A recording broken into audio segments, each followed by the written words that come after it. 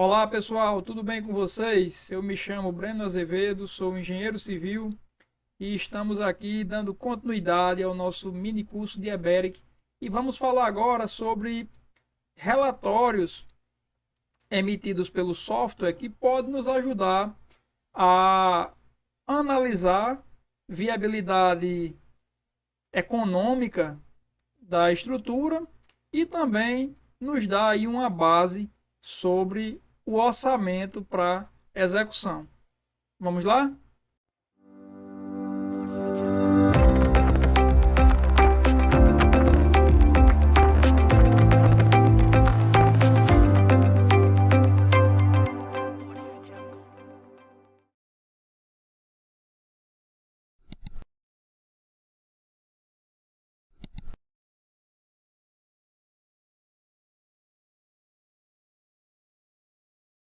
Então, pessoal, estamos aqui com o nosso projeto já praticamente todo dimensionado, verificado. Fizemos uma série de alterações para corrigir alguns pontos relacionados ao estado limite de serviço e nos resta agora fazer algumas análises. Geralmente, quando nós realizamos um projeto, é comum a gente ter aí mais de uma versão ou mais de uma concepção sobre aquele projeto, né? É comum a gente pensar mais de uma solução. E aí, como é que nós sabemos qual é a solução que é melhor? Um dos pontos que nós podemos utilizar é os relatórios de materiais e de custos. Aqui no EBERIC, se você vir aqui no item aqui estruturas e aqui no grupo relatórios ou no grupo planilhas, nós temos aqui um relatório de resumo de materiais.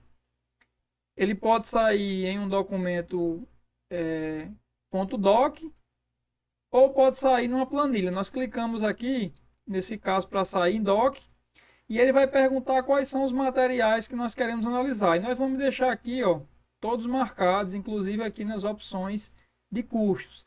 Vamos dar um OK. Ele vai gerar aqui para a gente um relatório com uma série de informações relativas a consumo de materiais nessa estrutura. E inclusive também vai nos dar um valor base de execução.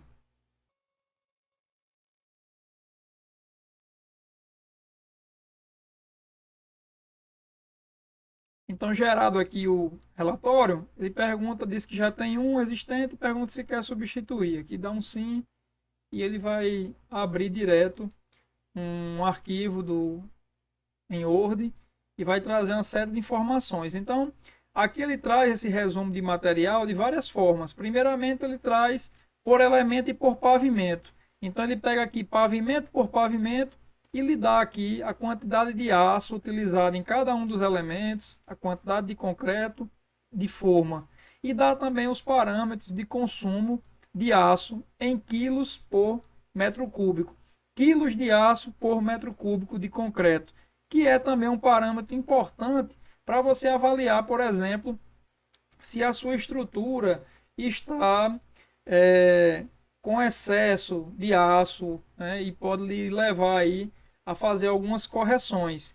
A literatura aponta alguns valores médios de consumo de aço por elemento, por viga, por pilar, por laje, e daí você pode avaliar se os seus elementos estão dentro desse intervalo.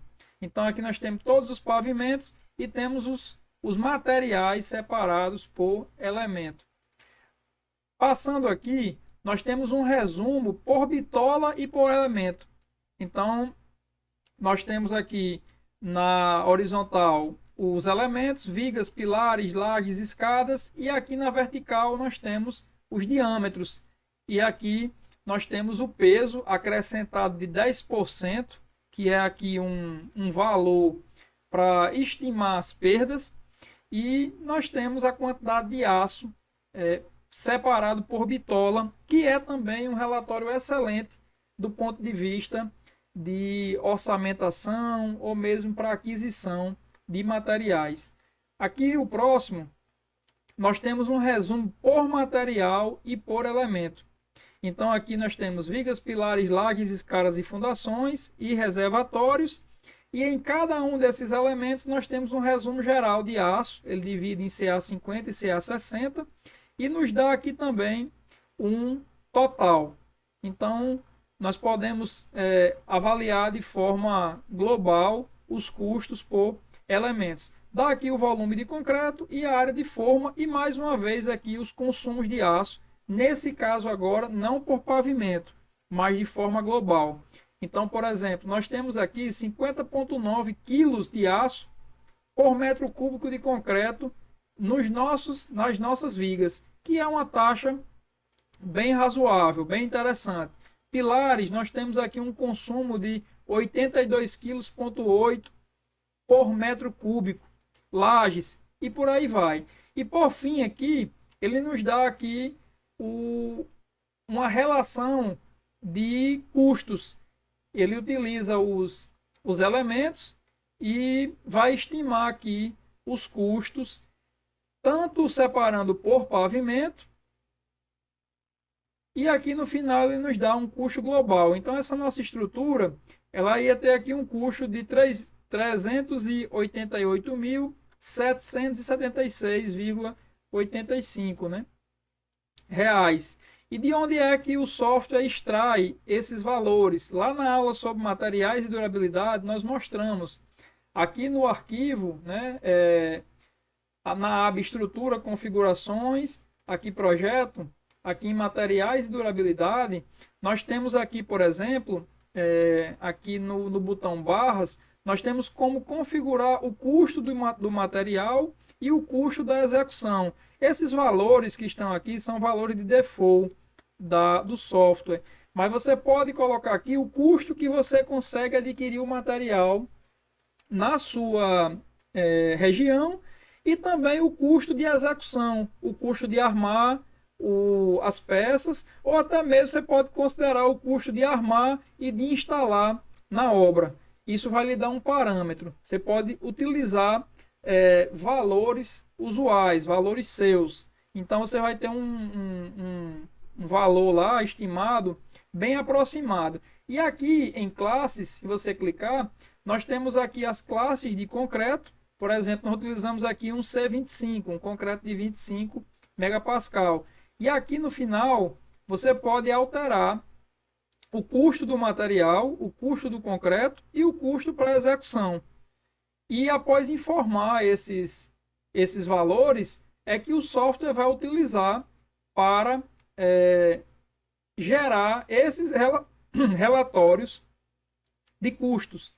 E aí, como é que nós podemos tirar proveito desses relatórios de custos? Se você tem aí duas versões, se você, por exemplo, você bolou duas concepções diferentes para o mesmo projeto, para a mesma edificação, você pode, ao final, gerar esses dois relatórios e avaliar os custos de uma e da outra estrutura e também avaliar as quantidades de materiais. E daí você pode avaliar, por exemplo, qual é a melhor versão, qual é a versão mais econômica do seu projeto. Da mesma forma, se a gente voltar aqui para estruturas e clicar aqui em resumo de materiais, agora no grupo planilhas, ele vai gerar para a gente o mesmo relatório, só que dessa vez ele vai gerar em uma planilha de Excel e não mais num arquivo de Word.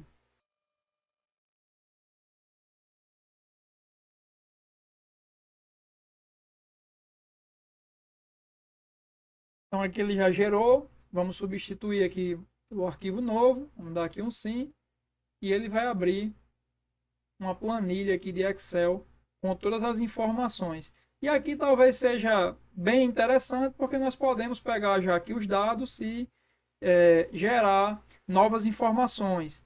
De repente, se eu quero gerar aqui o meu orçamento aqui nesse ambiente, eu posso pegar aqui os volumes de concreto, área de forma, e utilizar aqui os valores, criar aqui novas colunas, e com isso obter dados para que a gente possa obter informações para que a gente possa tomar as nossas decisões relacionadas ao projeto. Então, fica mais essa dica com relação a esses relatórios que são importantíssimos em nossas análises.